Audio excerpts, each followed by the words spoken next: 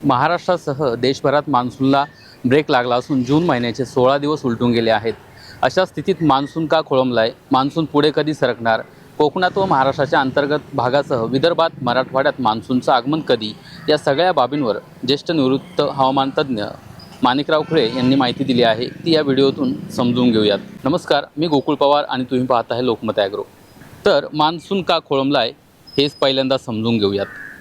गेल्या आठवड्यापासून म्हणजे सोमवार 8 जूनला तळ कोकणात हरणाई ते सोलापूरपर्यंत पोहोचलेला मान्सून आज पावेतो महाराष्ट्रात जागेवरच खेळलेला असून त्याची पुढे प्रगती नसल्याचं चित्र आहे।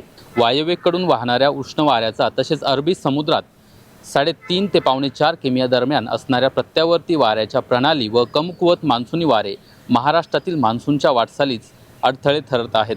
आता मान्सून पुढे कधी सरकणार, तर तळ कोकणातील सध्या जागेवरून महाराष्ट्राच्या किनारपट्टीवर मुंबईपर्यंत पोहोचण्यास मान्सूनला कदाचित आठवड्याभराचा कालावधी लागू शकतो असे वाटते।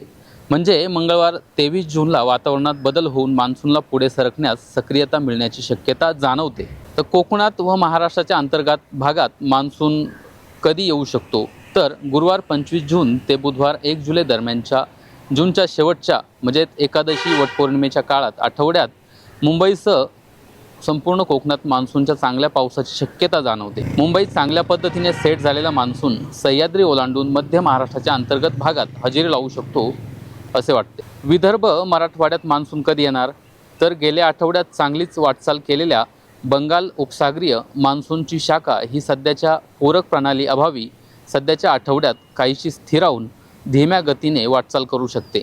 त्यामुळे विदर्भ व पूर्व मराठवाड्यासाठी मान्सूनच्या पावसाची शक्यता ही मान्सूनच्या या शाखेच्या वाटचालीवर अवलंबून असू शकते आणि ही शाखाही गुरुवार 25 जून ते बुधवार दिनांक 1 जुलै दरम्यानच्या जूनच्या शेवटच्या आठवड्यात सक्रिय होऊन तेथे मान्सूनच्या पावसाची शक्यता जाणवते।